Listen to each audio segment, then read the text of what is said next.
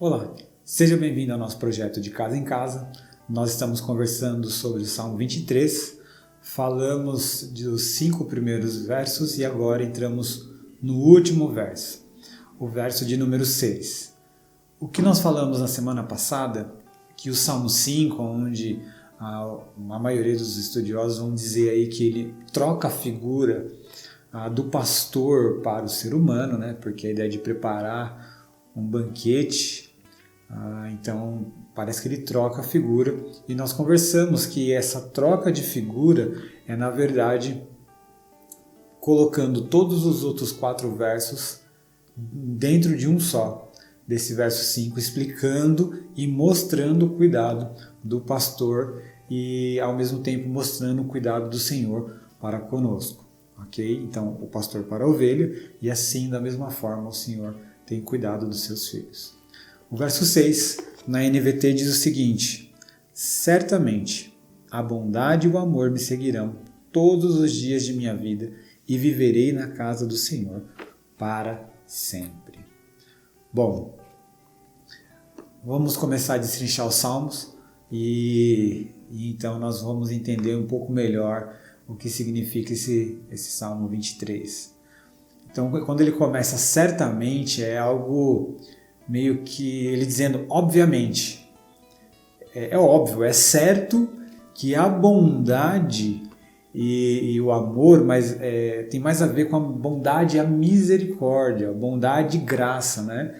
Lembra que misericórdia, no Novo Testamento, ele é muito traduzido como graça, tá? Então, quando você vê misericórdia, não fica tentando fazer muita distinção entre misericórdia e graça, porque não funciona muito bem nos dicionários. Na verdade, é bem próximo. Algumas pessoas tentam fazer uma distinção, mas que não casa tão bem, ok? Então, o salmista está dizendo que certamente a bondade, a misericórdia me seguirão, né? Ou perseguirão. A ideia de correr atrás também é uma ideia possível. Se eu não me engano, a Bíblia Mensagem traz essa ideia de correrão atrás de mim todos os dias da minha vida e voltarei ou habitarei, né? Ou NVT, viverei na casa do Senhor para sempre. Outras traduções, por longos dias, enquanto eu viver. Que isso quer dizer para a gente? Primeiro, que esse salmo é um salmo de confiança pessoal, né? Lembra que nós estamos falando dos tipos de salmos antes de entrar no Salmo 23? Então, nós falamos também sobre um salmo de confiança pessoal, e esse aqui também é um salmo de confiança pessoal, aonde Davi está demonstrando toda a sua confiança no Senhor, em Deus. Então, ele começa dizendo: o Senhor é meu pastor, e ele vem trazendo essa ideia de um pastor que cuida, que leva aos melhores ambientes possíveis, mas que quando acontece de passar por um vale de trevas e mortes, o Senhor está com ele, está ao lado dele, protegendo, cuidando, caminhando. Nós falamos que o vale também não é o nosso destino, mas um local de passagem. E aí veio a ideia do banquete, e então a confiança dele é que certamente a bondade e o amor vão correr atrás de mim, vai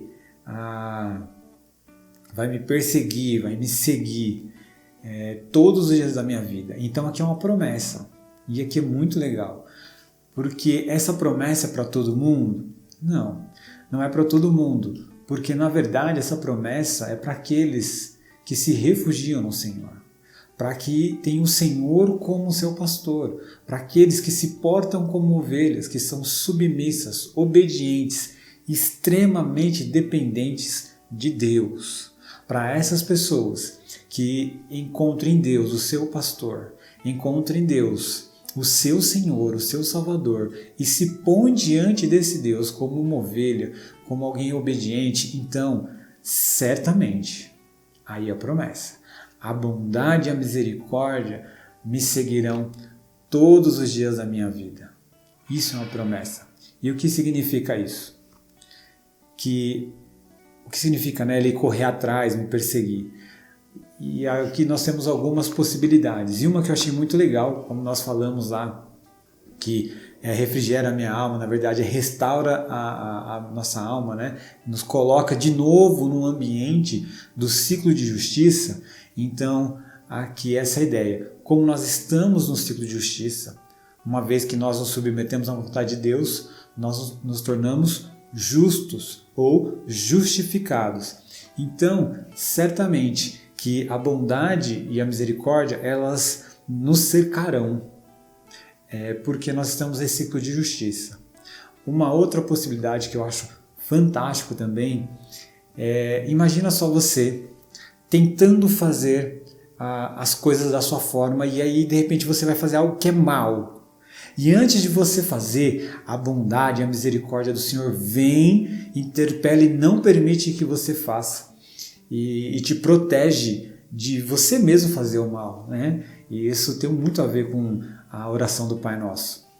Então essa ideia de que a bondade e a misericórdia do Senhor, eles vão perseguir, correr atrás, estar diante de você, te envolvendo para que até nos momentos que você tropeçar, eles estarão lá para te sustentar. Até no momento que você pensa em fazer o mal, eles correrão atrás de você para que você então haja a partir do ciclo da justiça.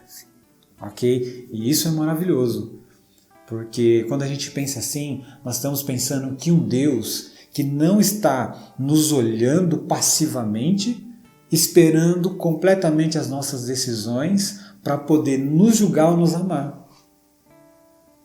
Entende? Quando nós entendemos isso, nós estamos vendo um Deus ativo que não está esperando o nosso agir, mas está enviando graça, misericórdia e bondade para nos cercar e nos proteger de nós mesmos. E isso é muito legal, porque para muitas pessoas há pessoas especiais. Mas diante de Deus, todos nós precisamos, carecemos da graça de Deus. Né? Lembrando Paulo em Romanos, todos, sem exceção, judeu ou não judeu, todos pecaram e estão separados, destituídos da glória de Deus, carecem da glória de Deus. E é isso, aqui todos nós precisamos dessa graça, dessa misericórdia, dessa bondade que nos persegue para nos proteger de nós mesmos. Para que nos nossos momentos de fraqueza, né? E aí faz lembrar o Salmo 73:1, quando o salmista fala: quando eu olhei o ímpio vencendo, sobressaindo, e eu tive certa inveja, e meus pés vacilaram, eu quase caí. Certamente bondade e misericórdia o alcançou e é por isso que ele não caiu. Certamente bondade e misericórdia já te alcançou em algum momento e é por isso que você está de pé hoje. Certamente o Senhor tem cuidado de você.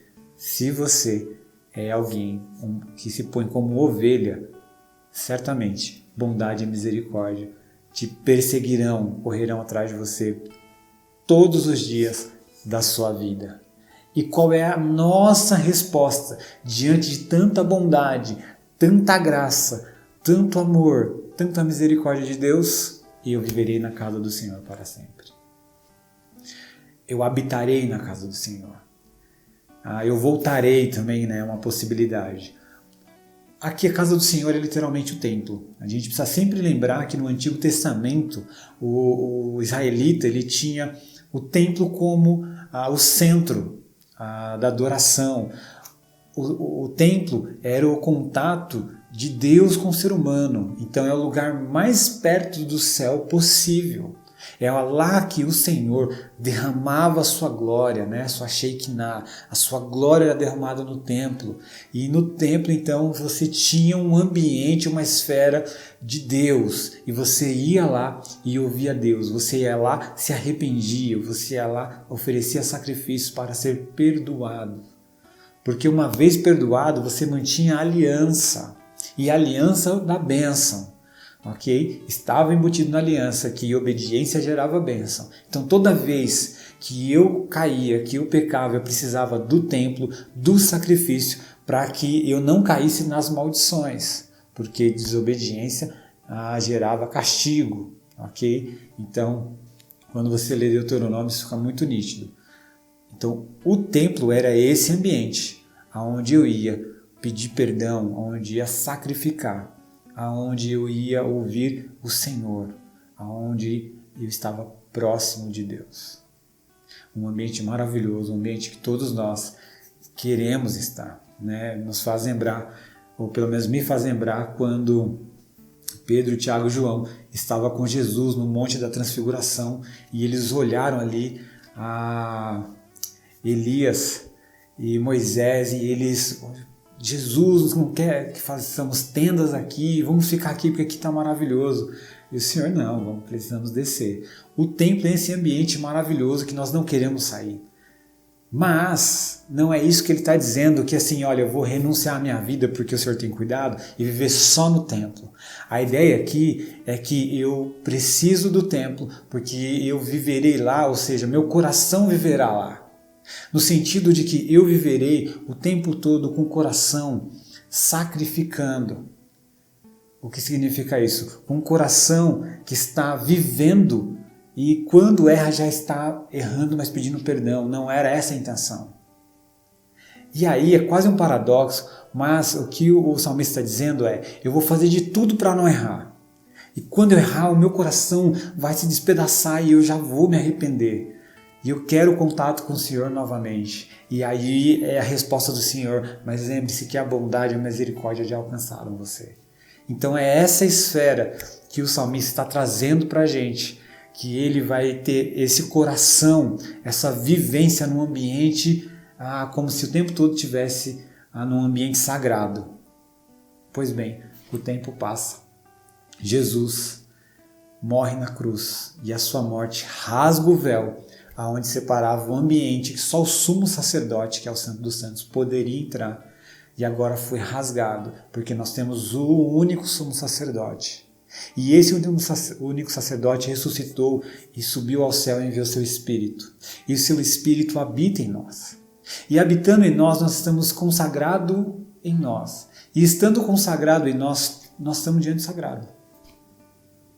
Então, essa declaração de fé, de confiança do salmista, tem de nos levar à mesma declaração. Por quê? Nós não temos o templo no sentido que o templo como local sagrado, né? Mas nós temos o Espírito em nós. Então nós somos sagrados. Porque o Espírito está em nós. Percebe? E isso é maravilhoso, porque isso é uma promessa alcançada. Nós nos tornamos templo do Espírito Santo. E quando nós nos reunimos, como alguns templos, né, nós formamos a igreja de Jesus. Aqui o salmista não tem todo essa revelação pronta, mas o que ele está dando é um bom indício daquilo que o Senhor fará conosco, no caso, já fez conosco. Nós estamos diante do Senhor, então o nosso coração deve ser: eu estou vivendo diante da casa do Senhor, ou eu me tornei casa para o Senhor, porque o Senhor não habita em templos feitos por mãos humanas. O Senhor decidiu enviar seu Espírito para morar em nós. Então o Salmo termina assim: que nós possamos refletir o que significa: o Senhor é meu pastor e nada me faltará. Ele me faz repousar em verdes pastos e me leva para junto de riachos tranquilos. Renova minhas forças e me guia pelos caminhos da justiça. Assim ele honra o seu nome. Mesmo quando eu andar pelo escuro vale da morte, não terei medo, pois tu estás ao meu lado, tua vara e o teu cajado me protegem. Preparas um banquete para mim na presença dos meus inimigos. Unge minha cabeça com óleo, meu cálice transborda. Certamente, bondade e o amor me seguirão todos os dias da minha vida e viverei na casa do Senhor para sempre. 3 perguntas para que a gente possa conversar aí. Primeira pergunta: conte um momento em que você estava disposto a fazer o mal, mas de alguma forma não conseguiu. De alguma forma a bondade e a misericórdia do Senhor o alcançou e o impediu de fazer o mal. Você lembra disso? Lembra aí um momento bem legal. 2. O que significa viver na casa do Senhor para sempre? E 3, relembre o momento, né? A ideia é que lembrar um culto, um momento como igreja, tá? Que a presença do Senhor foi tão forte que você não quis sair. Sabe aquilo que a gente fala, foi Deus purinho? Então, mas lembre assim, um momento como igreja, como irmãos, uma celebração especial, uma celebração normal, algo que você sentiu tanto a presença do Senhor que você só pediu para o Senhor continuar falando, não acaba, é isso. Então, conte aí. Então, na verdade, são 2 perguntas, né? E aí você relembra isso aí. Na verdade, são 2 momentos para você compartilhar e uma pergunta. Que Deus te abençoe e boas reflexões.